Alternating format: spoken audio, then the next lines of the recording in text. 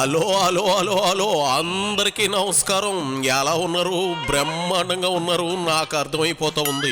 మరి ఈరోజు రావు గారి రాచబండలోకి వచ్చిన సెలబ్రిటీ ఎవరో మీరు తెలుసుకోబోయే ముందుగా మన ఈ వీడియోకి ఒక లైక్ ఇచ్చేసి అలాగే మన కేకే న్యూస్ని సబ్స్క్రైబింగ్ చేసుకునే పనిలో మీరు ఉండండి.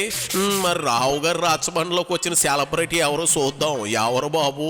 ఓహో, గోలకరాయి గోల ఇప్పుడు వైసీపీలో హాట్ టాపిక్ గా మారిందట. కోడికత్తి డ్రామాని ఎలా అయితే పండించారో అదే విధంగా గులకరాయి నాటకాన్ని రంజుగా పండించాలని బ్లూ బ్యాచ్ తెగ తంటాలు పడతా ఉంది. ఇదే విషయం మీద మాట్లాడడానికి గుట్కా మట్కా లారీ క్లీనర్ ఒకడు రెడీగా ఉన్నాడు. ఇదిగో బూతులు నాని మొదలెట్టు నీ పంచాంగం. వైఎస్ జగన్మోహన్ రెడ్డి గారి మీద గురి చూసి నవరకాంతాన్ని కొట్టాలని ఒక ప్రయత్నం చేశారు. ఆ దేవుడు ఆశీస్సులు, ప్రజల ఆశీస్సులు నాకున్నాయి, ఎవరికీ భయపడాల్సినటువంటి అవసరం లేదని చెప్పి జగన్మోహన్ రెడ్డి గారు పదే పదే చెప్తాడు.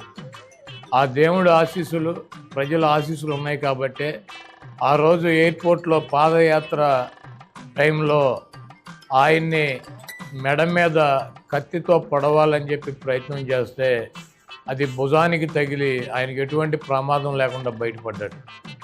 ఈరోజు ఒక రాయితో దాడి కాదు, అది దాన్ని చాలా పకడ్బందీగా ఒక వ్యూహం ప్రకారం గురి చూసి నవరకాంతాన్ని కొట్టాలని చెప్పి గుండుతో ప్రయత్నం చేశారు.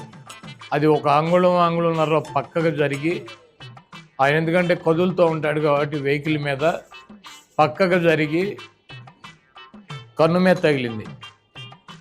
ఈరోజు దాన్ని ఖండించాల్సినటువంటి పెద్దలు సంస్కారహీనంగా జగన్మోహన్ రెడ్డి గారు దాడి చేయించుకున్నారని చెప్పి చెప్పుకున్నటువంటి పరిస్థితి.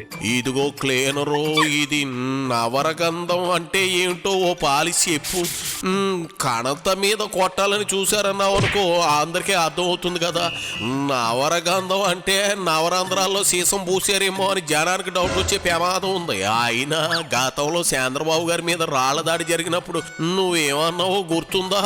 గుర్తు లేకపోతే ఓ పాలి చూపిస్తా చూడు. ఇదిగో వినీతు, ఓ పాలి ఆ వీడియో ఏది? ఆ వీడియో చూపించువాయ్.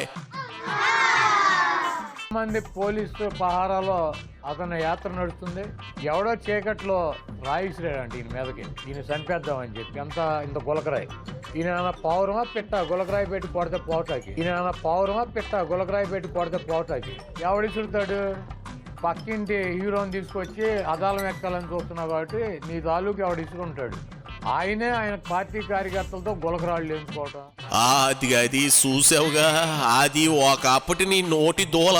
గులకరాయి పెట్టి కొడితే పోవడానికి ఆయన ఏమైనా పావురుమా పెట్టా అన్నావుగా కొడాలి. మరి ఇప్పుడు జగన్ కు కూడా తగిలింది గులకరాయే.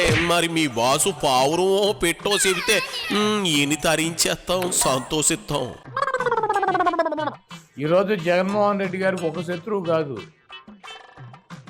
జగన్మోహన్ రెడ్డి గారిని రాజకీయంగా ఎదుర్కోలేక, జగన్మోహన్ రెడ్డి గారిని రాజకీయంగా ఏమీ చేయలేక 10 సర్వేలు చేస్తే ఈ రాష్ట్రంలో కానీ ఈ దేశంలో కానీ ఉన్నటువంటి నీతి నిజాయితీతో ఉన్నటువంటి సంస్థలో 9 సంవత్సరాలు జగన్మోహన్ రెడ్డి గారికి 125 పైన అసెంబ్లీలు, 20 పైన పార్లమెంట్లు వస్తాయని చెప్తుంటే రాజకీయంగా నిరుద్యోగులైనటువంటి కొంతమంది వెధవలు, రాజకీయంగా జగన్మోహన్ రెడ్డి గారిని తట్టుకోలేనన్నటువంటి కొంతమంది వెధవలు, అదేవిధంగా డాక్టర్ బిఆర్ అంబేద్కర్ గారి విగ్రహాన్ని 125 అడుగుల విగ్రహాన్ని విజయవాడ నడిబొడ్డులో పెట్టారన్నటువంటి కక్షతో కొన్ని వర్గాలు ఈరోజు జగన్మోహన్ రెడ్డి గారి మీద దాడి చేసాయని చెప్పి నేను భావిస్తున్నాను.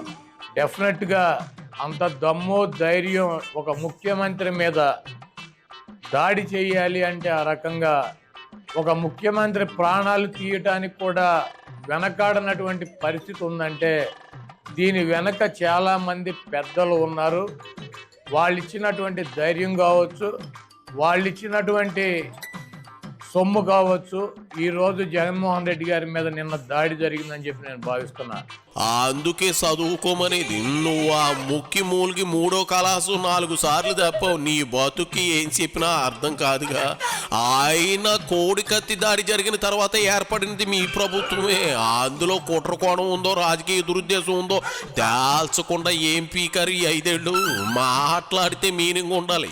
మా ఇంటి వెనక కుంటి శంకళ్ళ నోటుకొచ్చిన బూతులు మాట్లాడితే జనం చీ కొడతారు. అయినా ఇదిగో నాన్న పులి వచ్చే కథ ఎన్నిసార్లు జనానికి చెబుతారు చెప్పు. ఎందుకంటే నిన్న మధ్యాహ్నం తుళ్ళూరులో, గుంటూరు జిల్లాలో చంద్రబాబు నాయుడు చెప్పాడు, నేను చూసా. జగన్మోహన్ రెడ్డిని రాళ్లతో కొట్టమని చెప్పి నిన్న మధ్యాహ్నం చెప్పాడు అతను తుళ్ళూరులో. వీడియోస్ ఉన్నాయి.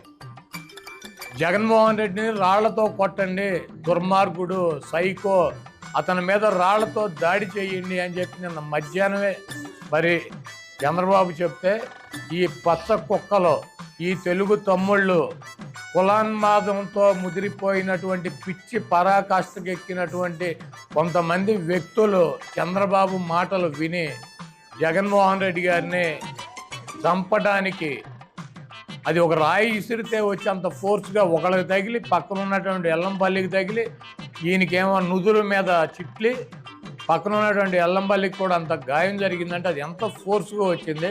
చేత్తో కొడితే ఈ రకమైనటువంటి కార్యక్రమం జరుగుతుందా? ఇంకోటి చెప్తున్నాడు, ఇందాక ఒక తెలుగుదేశం పార్టీ కుక్క ఒకడు వచ్చి చెబుతున్నాడు ఏమని, జగన్మోహన్ రెడ్డి గారు అంటే కరెంటు తీయించేశాడంట. ఆయన 18 అడుగుల బస్సు మీద నిలబడి ఉన్నాడు. 18 అడుగుల బస్సు మీద నిలబడి ఉన్నాడు. ఆయన ఒక 6 అడుగులు హైట్ ఉంటాడు, అంటే 24 అడుగులు. 2 అడుగులు చెయ్యెత్తి చెయ్యూపుతున్నాడు, అంటే దాదాపు 30 అడుగుల పైన కరెంటు వైర్లు ఉండవు. కొన్ని వైర్లు కిందకు ఉంటాయి. ఒక ముఖ్యమంత్రి కానీ, ఒక ప్రధానమంత్రి కానీ ఒక ర్యాలీ పెట్టుకున్నప్పుడు పైన ఉన్నటువంటి కరెంటు తీగలు తగిలి ప్రమాదం జరుగుతుందని చెప్పి వాళ్ళు వెళ్ళేటువంటి రూట్లో కరెంటు తీసేస్తారు. ఇది ఆనవాయితీ. మాట వరుసకు నువ్వు సావు అంటే చచ్చిపోతావు అయ్యింది కామెడీగా. మా ఊరు బ్యాడ్ బేబీ అదే. ఆ పంకజంలో నువ్వు కూడా మొండమోపు కబుర్లు చెప్పమాక. అది సరే, ఇంతకీ ఈ డ్రామా ఆడించింది నువ్వేనా ఏంటి? కోంపదీసి ఊరికే భుజాలు తడుక్కుంటా ఉన్నావు. జగన్మోహన్ రెడ్డి మీద దాడి చేసినందుకంటే చేసినాడి మీద కాదంట యాక్షన్ తీసుకోవాల్సింది, పట్టుకోవాల్సింది. అధికారులంట కరెక్ట్గా కాపలా కాసే రాయేసేవాడిని పట్టుకోలేదంట. అందుకని ఎలక్షన్ కమిషన్ అంటే ఈయన కోరుతున్నాడంట అధికారుల మీద యాక్షన్ తీసుకోవాలంట. అధికారులను దీనికి బాధ్యత చేయాలని చెబుతున్నాడు. ఈ వెధవ మాటలు, ఈ 420 మాటలు, ఈ దొంగ మాటలు. ఎవడైనా దాడి చేసిన వాడి మీద యాక్షన్ తీసుకోవాలి, దాడి చేసుకున్నాడిని పట్టుకోవాలని చెబుతారు. అధికారులను అంటే యాక్షన్ తీసుకుని అధికారులను అంటే దీనికి బాధ్యులను చేసి వాళ్ళని శిక్షించాలని చెప్పి ఈ వెధవ ఎలక్షన్ కమిషన్ సలహా ఇస్తున్నాడు. ఎన్నికల్లో అలిపిరిలో ఉల్లిపాయ బాంబులు పెట్టి పేల్చుకున్న వెధవ ఇతను పెట్టుకుని ఒక చేతికి ఒక ఫస్ట్ టైం ఈ రైట్ హ్యాండ్కి కట్టేసుకున్నాడు, తర్వాత లెఫ్ట్ హ్యాండ్కి కట్టేసుకుని బస్సుల్లో పెట్టుకుని జనాన్ని తీసుకుని సందర్శించి ఎన్నికల ముందుకు వచ్చి 47 సీట్లకు వచ్చాడు.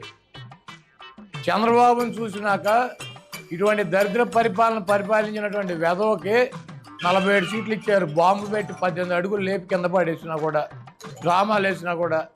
పరిపాలన బాగుంటే రాష్ట్ర ప్రజలు గెలిపిస్తారు. చంద్రబాబు లాంటి వెధవ పరిపాలించి రాళ్లతో కొట్టించుకుంటేనో బాంబులతో పేల్పించుకుంటేనో అధికారంలోకి వస్తారా? మరి 47 సీట్లు ఎందుకు వచ్చినాయి ఈ 420 గాడికి? ఈ చంద్రబాబును చూసి 47 సీట్లు వచ్చినాక ఇటు కారులో 18 అడుగులు ఎగిరి కింద పడినాక ఎవడన్నా రాళ్ళు పెట్టి, గులకరాళ్ళు పెట్టి, చాకులు పెట్టి పొడిపించుకుంటారా? ఇటువంటి చిల్లర నాటకాలు. మొత్తానికి శివరాఖరికి చిల్లర నాటకాలని ఒప్పేసుకున్నావు. అది సోహాలు కొడాలి. జగన్వి అన్ని జగన్ నాటకాలని విపక్షాలు అంటుంటే ఏమో అనుకున్నా, అవి చిల్లర నాటకాలని ఒక్క ముక్కలో తేల్చి పారేసావు. ఇంకా సాలు గుటకా మటక రాయిడా, వెళ్ళి జారదాకెళ్ళి నవ్వులుకో పోవయా.